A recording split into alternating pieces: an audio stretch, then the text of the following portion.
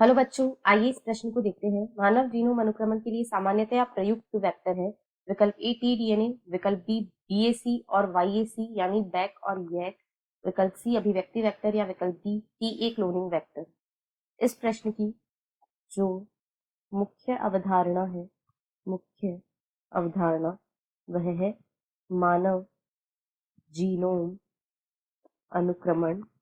मानव genome अनुक्रमण, यहाँ पर हम देखेंगे कि मानव में जीनोम सीक्वेंसिंग या अनुक्रमण की जो प्रक्रिया होती है उसमें कौन से वेक्टर प्रयुक्त किए जाते हैं। तो यदि मानव जीनोम अनुक्रमण की बात करें तो इसमें अनुक्रमण या सीक्वेंसिंग हेतु इसमें अनुक्रमण हेतु डीएनए को पृथक किया जाता है। डीएनए को पृथक इसमें अनुक्रमण हेतु डीएनए को पृथक किया जाता है तथा छोटे छोटे टुकड़ों में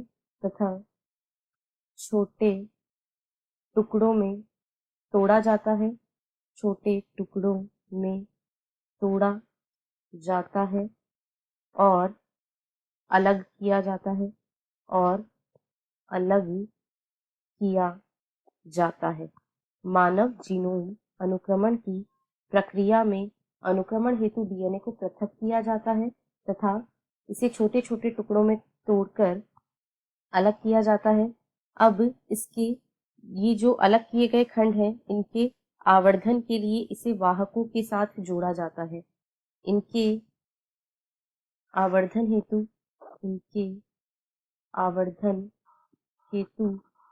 इन्हें वाहकों के साथ जोड़ा जाता है। इन्हें वाहकों के साथ यानी वेक्टर्स के साथ जोड़ा जाता है। और मानव जीनोम अनुक्रमण हेतु जो वेक्टर्स सामान्यतया प्रयुक्त किए जाते हैं वे जीवाणु कृत्रिम गुणसूत्र यानी बैक तथा यैक है।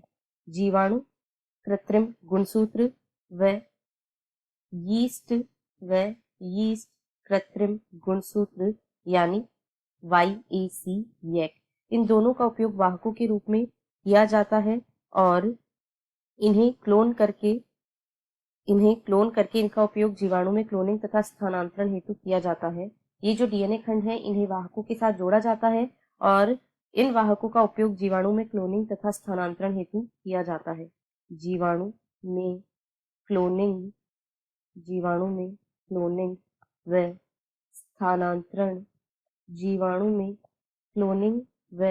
स्थानांतरण हेतु इनका उपयोग किया जाता है। इनका उपयोग जीवाणु में क्लोनिंग एवं स्थानांतरण हेतु किया जाता है। इस प्रकार यदि मानव जीनोम अनुक्रमण की बात करें तो बैक और यैक इनका प्रयोग वेक्टर या वाहक के रूप में किया जाता है। अब यदि हम विकल्पों को देखें तो विकल्प ए में कहा गया है टीडीएनए। तो टीडीएनए जो है इसका उपयोग पादपों में वेक्टर के रूप में किया जाता है। पादप में वांछित जीन के स्थानांतरण हेतु ये प्रयोग में लिए जाते हैं, अतः ये सही नहीं है। मानव जीनोम अनुक्रमण हेतु ये प्रयुक्त नहीं होते हैं। बी में कहा गया है बैक और यैक, ये बिल्कुल सही है। सी में कहा गया है अभिव्यक्ति वेक्टर। तो अभिव्यक्ति वेक्टर या एक्सप्रेशन वेक्टर जो होते हैं ये जीन क्लोनिंग में वाहक के रूप में काम आते हैं। सबसे पहले वांछित जीन को इनमें क्लोन किया जाता, एक उपयुक्त वेक्टर में क्लोन किया जाता है और उसके बाद में इसकी कोशिका में इसे स्थानांतरित कर दिया जाता है, परंतु मानव जीनोम अनुक्रमण के लिए इसका उपयोग नहीं किया जाता है।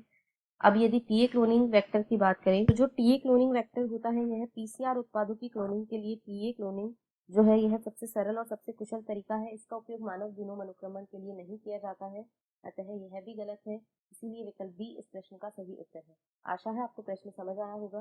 धन्यवाद।